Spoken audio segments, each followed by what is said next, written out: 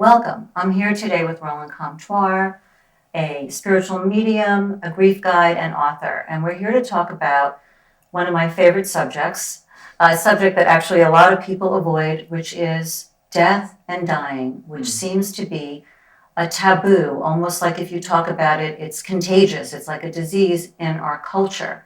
And I wanted to explore this with you and talk about this so I can find some answers and relief as well as our viewers. You know, something interesting happened the first day that I walked into nursing school. There in a room of 100 people, the nursing instructor looked at us and said, "You're dying. Every cell in your body is dying. You have a choice. You can live or you can die. You can celebrate your life. You can celebrate your death." And from that day to this moment, I understood that death is a part of our life experience. It's not the end. It's not the middle. It's the next step to something else. The next step that we might know because we have a spiritual belief. And Yes. even then, it can be terrifying. Yeah. Do you think just because you have a faith in that spiritual place that all of the fears disappear? I don't know, it helps, right? It helps. It soothes it. It eases it a little bit. I will tell you that I'm not afraid to die. At all. At all. So you have no fear. None. But I'm not dying right now. Okay. I'm sitting here with you healthy and strong. But often I think about my dying patients as I sat with them when they were letting go and they were leaving their physical body. I saw fear. There was fear because in their mind somewhere, at least that's what they told me, that they can get a chance to finish all the things they were doing in their lives. I'll never forget this patient named Flo. She was 91 years old. She was absolutely radiant and beautiful. And I walked into the room and she had been sick for months and months and I was doing what I could to make her feel better. And I walked in and she says, "I've got some news for you," she says. "I'm not going to be able to make your wedding. I'm not going to make it. I'm near the end, but it's okay." And then she winked at me and said, "But I'll really be there with you." And I thought actually, I've never forgotten her. I've never forgotten the lesson and the teaching that I received from her on that day. Which was what? Is that love is truly everything. That if we can love our dying patients, our dying families, if we can give them the opportunity to express their fears, if we can give them the opportunity to acknowledge that they are loved, if we can give them the encouragement to just breathe and be peaceful, and something will happen. Their death will be a little bit more peaceful for them, that they'll have a little bit more of an ease when they come to their final moment.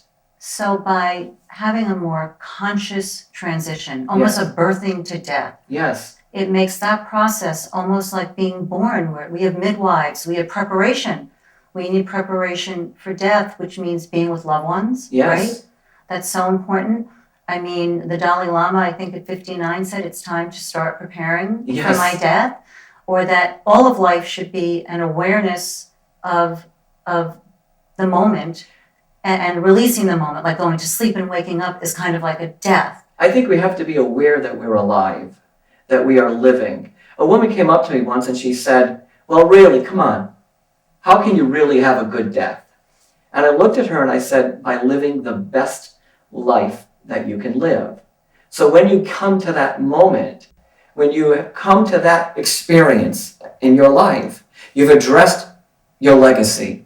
You have loved completely. You've shared yourself with those that you celebrate your life with. Right. When you have those moments, that experience is going to be a lot less tense than it normally would be.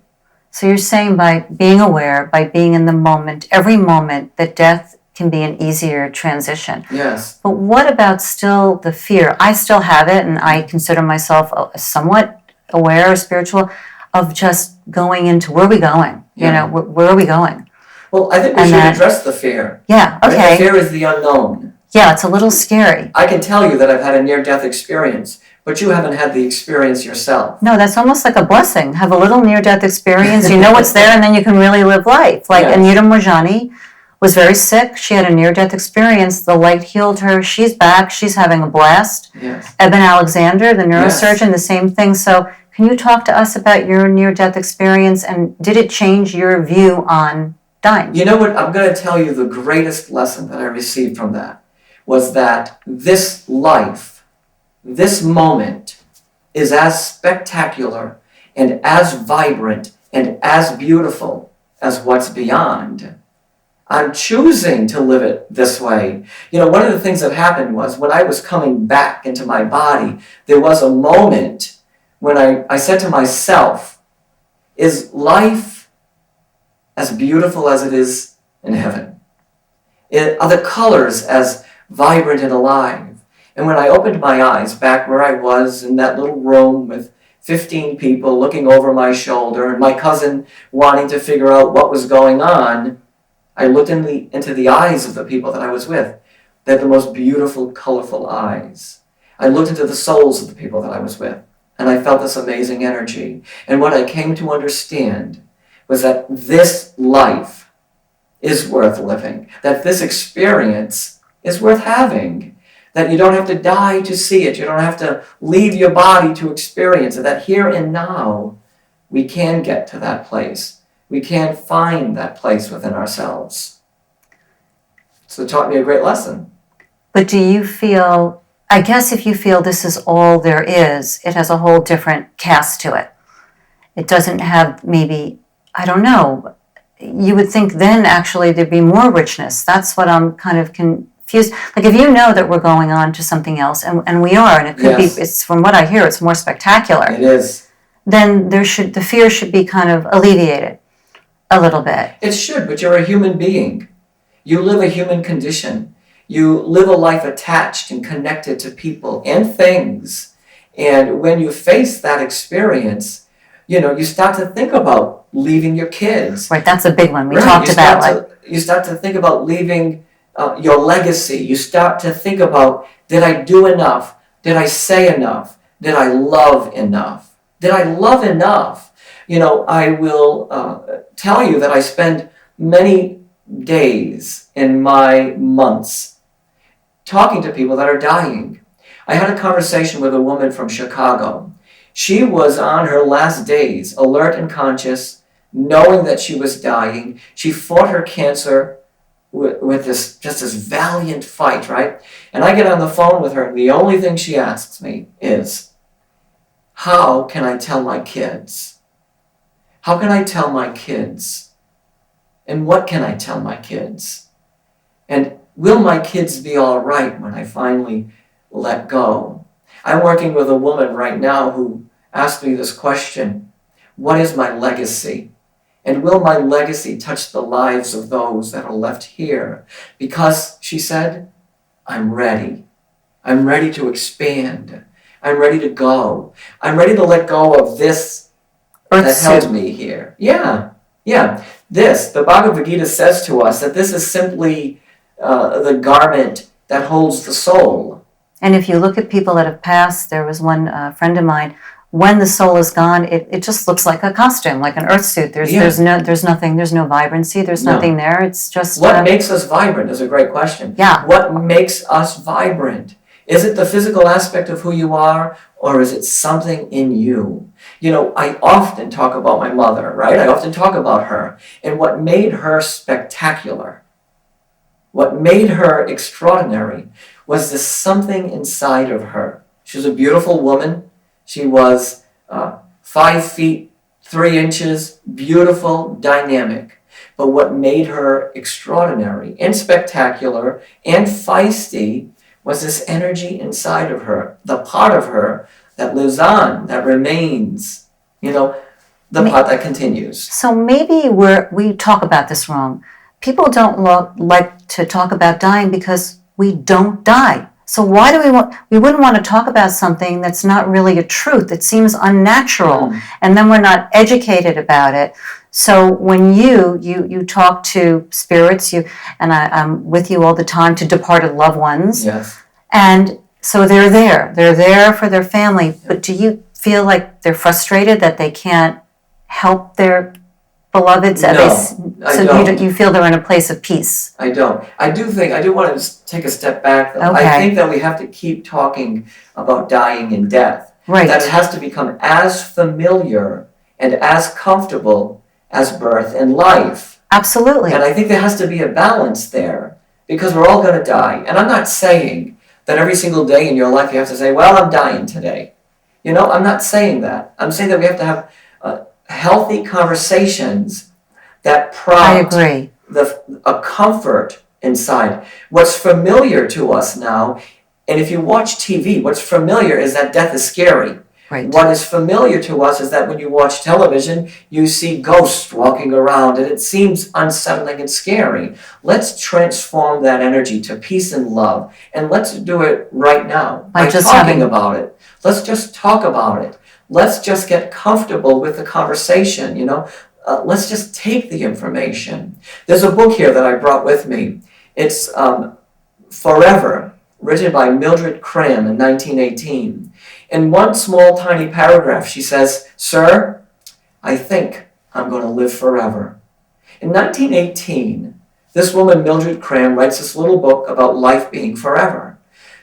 I believe that we live forever, but we're not comfortable about talking about that experience. We don't. Elizabeth Kubler-Ross did tons of scientific experiments about near-death experiences of the soul going on. So why are we not comfortable? We should rejoice in this experience. I think we're just beginning to get comfortable. I also think that there have been some religious practices that taught us how to be fearful. Right, exactly. And then we decided, because someone told us, let's hold fear instead of love. And we held that as our armor. I'm saying let's break that. Let's talk about this lovingly. Let's talk about it peacefully. And let's just talk about it. And so that we don't have to carry the heaviness or the weightedness of what that fear does to us. I agree. Almost in the same vein as a celebration of a new baby. Yes. It is a celebration of our souls going on to something new. Yes. Like the caterpillar and the cocoon birthing into the butterfly. That's kind of what it's like. You know, as a son watching a dying mother die, we couldn't have this conversation at that moment. Because I was a human being with my mother, loving her and heartbroken that she was passing. You couldn't talk about it? No, but what I'm saying is I had to be in that space. Because in that space, I'm acknowledging my relationship with her. I'm recognizing who she was to me in my life. I'm honoring who she was in my humanness for the experience. My spiritual intellectual said to me, hey, you know your mother's going to live on, so don't worry about it. And then the little boy said, well, wait a minute, that's my mother. And then the spiritual side said, oh, but she's going to go to this magnificent and radiant place. And the little boy said, oh, yeah, but I don't want her to leave right now. Right. I'm not ready. I think we have to keep talking. We have to be, the dying person has to talk if they can, and the families have to talk. And we have to come into some common ground where there is comfort and energy that is familiar. I agree. Is there a way for all of us to become more connected with the departed so it doesn't feel so finite? In other words, somebody asked Whoopi Goldberg about Robin Williams, and she said, listen, I believe in all that spiritual stuff, but I can't pick up the phone and call my friend. Right. That's the part. Right. That part, that grief that we're talking about that she refers to, that grief is evident after someone passes on. It's present. It's present because we had an attachment, because we loved.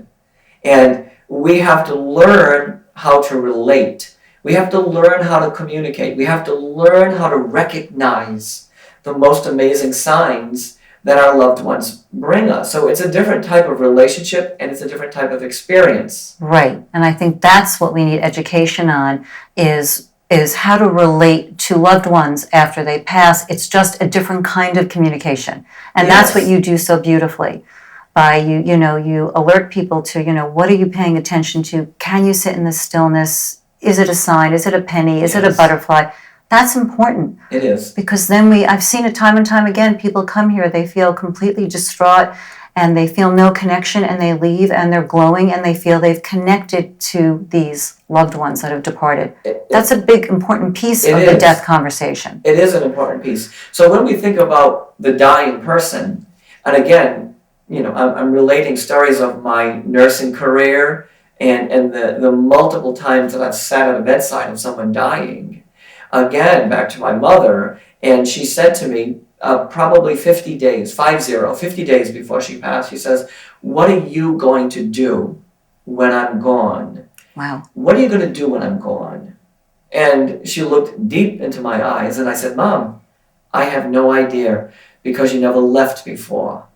I have no idea." What I understood on that day, and until the moment of her passing, my mother and I began a dialogue at that time. We talked about it every day.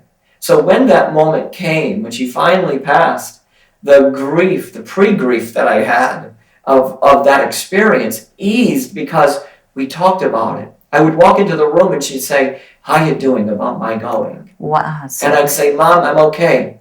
In my second book, 16 Minutes, I say that we should start having honest conversations about this experience. So if you have someone who's dying, and if they are ready, because they're going to be ready, why not have a conversation?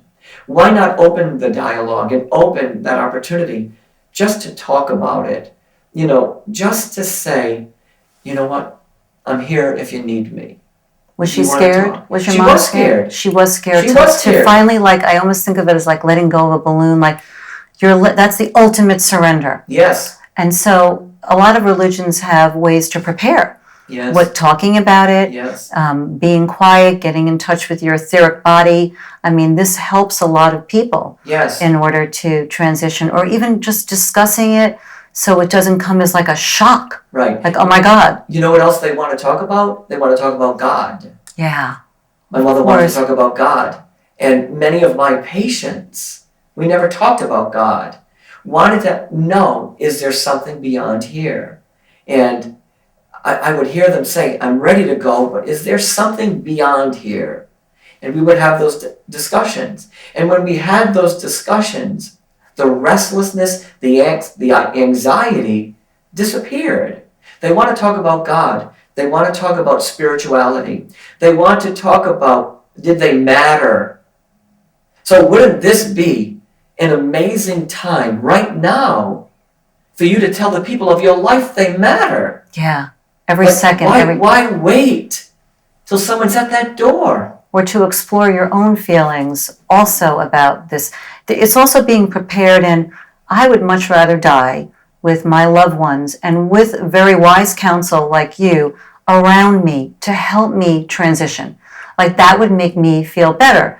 But in this culture, because death is so taboo, old people then become just that we want to avoid them, we push them away.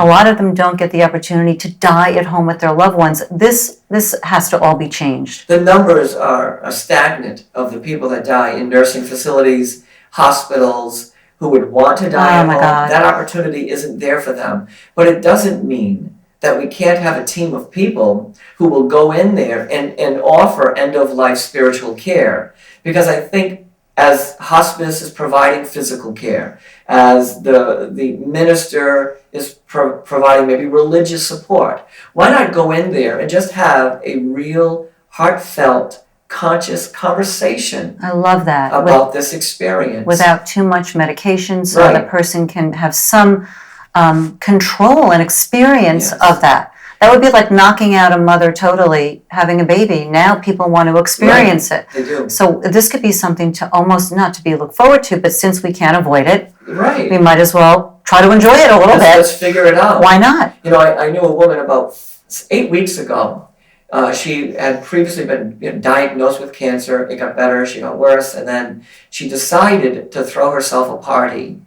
And she invited all her friends and her family to this amazing gala. And it was a celebration of her passing. And people people were there saying, "You know what I love about you? This, that, or the other thing. You know why this, that is amazing." But this is a great idea, the funeral for the living. I like that better. Right. Why Let's not do it? conversation. I think that's so great.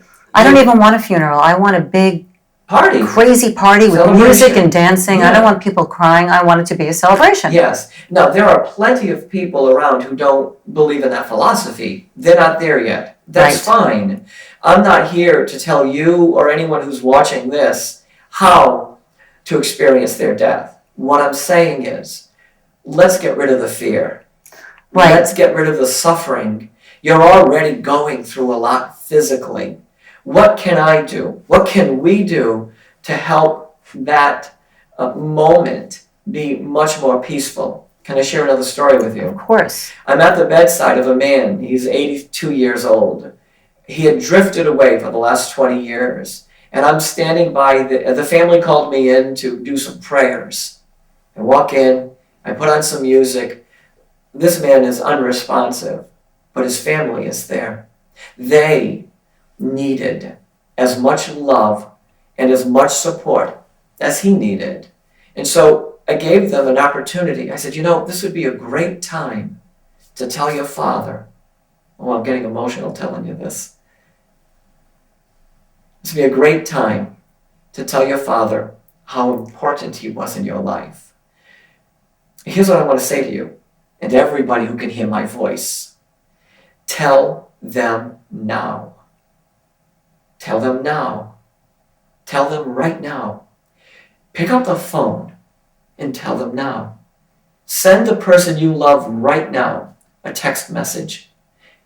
Send the person you love right now a list of things, of how they've contributed to your life in some way. So as I stood by his bed and the family were having their conversations, I realized how important one person is, how important we are to each other. And the son reached down to his dad. His dad was drifting off, touched his hand, reached down, and whispered these words in his father's ear. I didn't hear them. The mother didn't hear them. The sister didn't hear them. But he did. The father, because his breathing changed.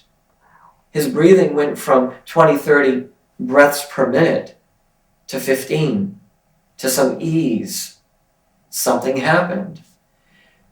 I am committed to the idea. And I've seen it in my career as a nurse, as a spiritual medium, that they hear our voice. Absolutely. It's documented with Evan Alexander. He was in the coma, or people come out of comas, they know things they never could have known. Yes. So they're not totally dead, but they're not present. So the ways to start to implement this is to talk about it. Yes. By talking about it, actually, I feel it now, it so enhances the moment. Yes. It just, the moment becomes so much more alive because we're all running away from the inevitable. So we're missing the moment because we're running. Yes. And that's kind of sad. Let's go now. Let's talk about it now. Right? Let's have a conversation now. I'm back to thinking about Florence, and she was, giving me the wink and sharing all that love with me. The book You Are God says, can I pick up this book for a second? Of course. It says something interesting. You can question the existence of God. You can believe neither in heaven nor hell. You can ignore sacred scripture, but there is one thing you can never doubt. And that is our thoughts, feelings, and actions are recorded both inside and outside of us. I think about that woman, Florence, who couldn't walk, who could barely breathe, but she had one thing she needed to do. She had to give me a couple of winks. Those winks have become part of my essence, part of who I am. That her energy is part of me. That part lives on. And when we come to understand that that part is the part that remains standing, then everything changes. Then our fears, our worries, our anxieties ease a little bit. They ease a little bit. So every action, everything we say is going to have an impact on everyone, but also on us when we leave. Take Dr. Emoto and his amazing work, and we understand that he just passed. Right. And we send him love and light. Take his work. He took a droplet of water and he said, I love you. I love you. And that droplet of water changed. Imagine what it does to you when I take your hand and I say, I love you. Imagine what it does for humanity. Imagine what it does to the universe when we are in that state. We got to do it today, now, right here. So Now. important, which again, people should not be alone. Right. They need our love, they need our support, Right. and we need more. There's a new website, it's called Death Over Dinner, and you can go onto the site and they talk about different topics at dinner parties, and it becomes almost like a game. Yes. They've made it fun. So people are starting to become aware of this, that this is something. And for this interview, I would say to people like, well, how do you feel about dying? And some of them were very, very taken aback. And we talked about this. If I said, well, are you excited about the birth of your grandchild? It would be a whole big conversation. Yeah. So again, it's just one of those things that has to be reframed. Yes. And with love. There's a whole movement about conscious dying. There are death midwives now that help you in those last moments. There are teams of end-of-life care spiritual workers. There are ministers and all kinds of people doing some extraordinary work. A little bit of research and you will get a lot of information about what's happening out there. There is, but what's weird to me is I have a spiritual belief, and yet there's a part of me that's afraid, and I've met atheists that are not afraid. Yeah. And I can't quite understand that. Yeah. You know, is that the ego holding on? Is that what it is? So it's the ego not wanting to ultimately completely surrender. Yes. You know, I want to say this. It's easy for us to talk about this because we're not dying. Right. We're alive. We're here. There's a life here. We're not the person at the bedside, in the bed who's dying. We don't understand it completely. Right. And I don't want you to get the impression I understand it completely. I certainly have an understanding of it, but I'm not dying. You asked me a moment ago, am I afraid? I'm not afraid. You know what's on my mind when I think about death and dying? I think about my daughter, and only my daughter. Right. My family, my friends. Which is an attachment, another kind of attachment. It's an attachment. But I'm not in that deathbed, so I don't really know the experience. As involved as I have been with my patients and my friends and my family that have passed on, I don't truly understand the experience because I haven't had it in that form myself.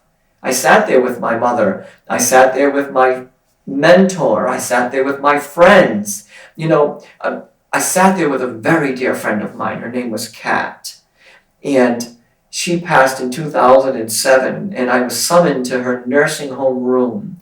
She had become incredibly immobilized with cancer of the bone, chest, lungs, breath. It was just unbelievable. And I walked into the room, and she couldn't move. She was complete still. It was October 19th, 2007. I'll never forget it. I will never forget that. And I walked into the room and she was completely immobilized. She couldn't move her head. She couldn't do anything. But she could talk. And I walked up, I took her hand, and I said, what do you need right now? Oh, nice. What do you need? What do you need right now? She looked around, she moved her head very gently and said, I just need you. I just need you. I had spent a long time guiding her as she was passing. I had sat at her bed many, many, many days. And what she wanted to talk about, I am quite sure she received. This eternal love, this everlasting journey, the connection to our loved ones, the presence of angels.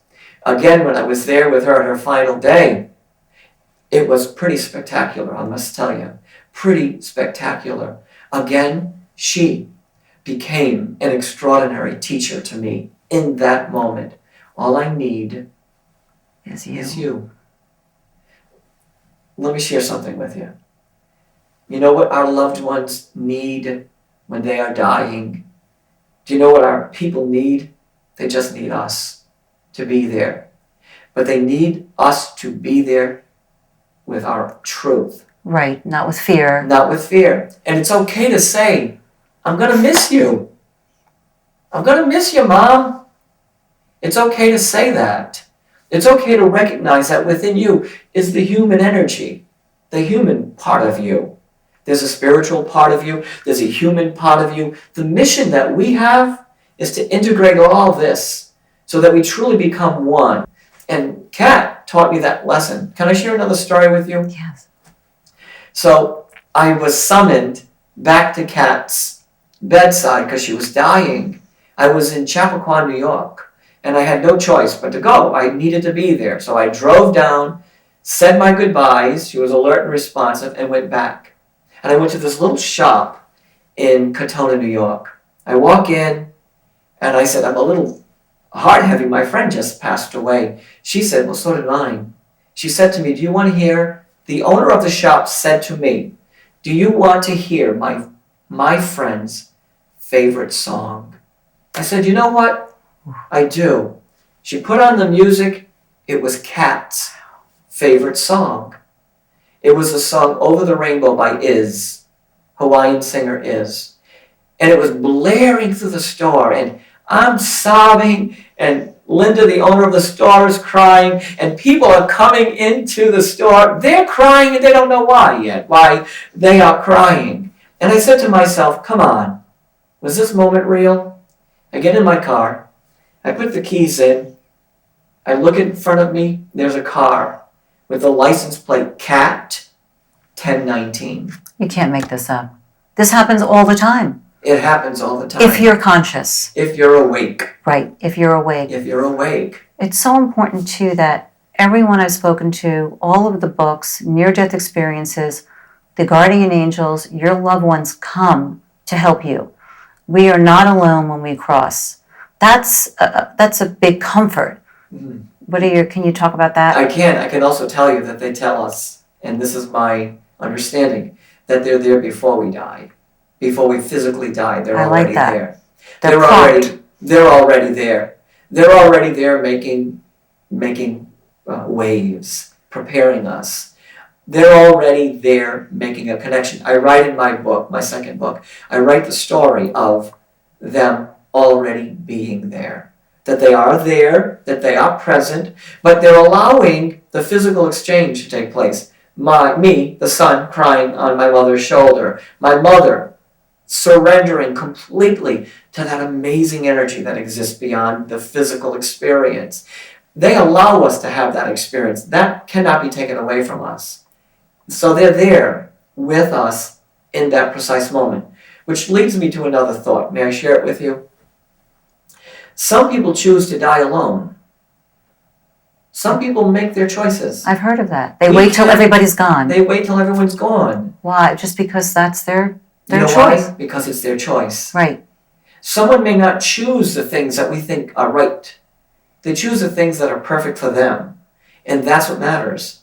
I'd like to say to everybody, believe in the angels. Your mother will be waiting for you. But if it's not their understanding at this particular moment, fine. But let me tell you that the thing that you should do is talk. Talk about it. Share your stories with each other. Remember each other. Remember the love. And everything will move in a different way. I agree. I think this is the beginning of a rebirth of conversations about another passage, which again has been so documented. I know it, you know it. There is so much more, and yet we are mere mortals, and it's okay to feel fear as long as we have the knowledge of what's going on. It's okay to feel fear as long as the fear does not become your armor. If fear becomes the outer experience, then the love can't come in. You know that story, right? You get a bill. The bill comes in and it says you owe $100 due on November 1st. Worry about that's your birthday. That is. Well, happy birthday. Thank you. Then on November 1st, you spend all day long worrying about that. You become the worry of how am I going to pay it? What am I going to do? How am I going to accomplish that? And all the other beautiful things that occur in your life, you didn't see them because you became that Right. The fear, the worry, the whatever. It blocks it. I saw does. Esther Hicks last weekend, and she had a wonderful analogy that the divinity, the love is there, and fear is like an umbrella, and it just blocks the light from coming in. Yeah. And so it's, what vibration do we choose to be in? Yeah. Love or fear, Yes. now and at the time of death? Because our consciousness at that time, I would imagine, will have somewhat of an impact on that experience, Yes. of which we won't know. I'd like to come back and tell you after, and but it's to be seen. It is to be seen. Absolutely. You know, my thought is let's just talk about it. Yeah. Let's talk to each other. Let's talk face to face, right? Forget about our cell phones. Right. Forget about the internet. Let's just go back to talking to each other. So talking about preparedness, preparing to die, it's something you've done, I have not done. Let's talk Well, I about think that. it's important to get your affairs in order. I'm healthy, I'm strong, but I want to take the burden off my family. I want them not to have to make the critical decisions that need to be made at a time like that. I want that responsibility. I want that. It's my choice, and I want to dictate how that experience will be for me at the end of my life. So my family knows what I want, what I don't want. What do you want? Can I ask you what Yes, you want? I want a joyful celebration of the life that I had, and I want I want it to complement the life that I had. That's basically it. And so I want to be cremated. I don't know if that's a little too personal, but No, want I to be think cremated. that's fine. I don't want to go under. I want to be cremated. But It's the amount of people that are there, like who's going to be there with you, yeah, where you're going to die, Yes. what music is playing, Yes. possibly. Everything has been decided. Right, and that gives you a certain amount of control as opposed to being in shock. It gives you control. Right. It gives you absolute control. Just like the young woman who has made a conscious decision because of her very metastatic brain tumors to leave on November 1st. She's making a conscious choice that's right for her. I can't judge what's right for her. She knows what's right for her. Just as I made the decisions for myself, so has she. Right. So it's our soul's journey and it's our soul's decision on how we want to die. But what we're saying is it's really important to be prepared. Even for older people, I was speaking to a woman to start to kind of transition over to an assisted living place before they're all alone in an apartment. Yes. It's being aware of the aging process and death Yes. and what we need to support ourselves. The truth is, the aging process is a conversation in itself. You're right. But you have to be prepared. You Yes. have to get things in order. You can do them when you're healthy and strong and happy. And so when that day comes, there will be no chaos. It'll be what you need, what you want, what you requested. Right. You know, and on another note, and I want to share this with you and all of your viewers, you do not need me to get a message. It's not as if all your people are hanging around me all day long. They're hanging around you because they love you.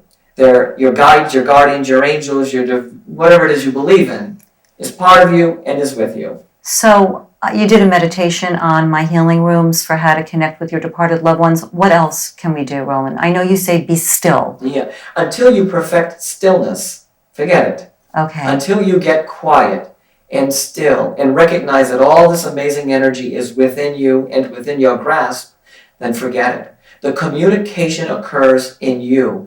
That your loved ones are waiting to tell you their stories, are waiting to give you encouragement to live your life to the fullest. But it starts with you. It doesn't start in me for you. It starts in you for you. So to take away a little fear, love and our souls are everlasting. Everlasting. Just, it always has been, it always will be. And it's just to embrace every blessed moment on this earth, because it is kind of cool to be here and have a little chocolate and go shopping. These are things we can't do there. So to really enjoy this earth experience and bring in a little bit more love in all aspects of it. I agree. I'm in. Love you. Love you back. Thank you so much.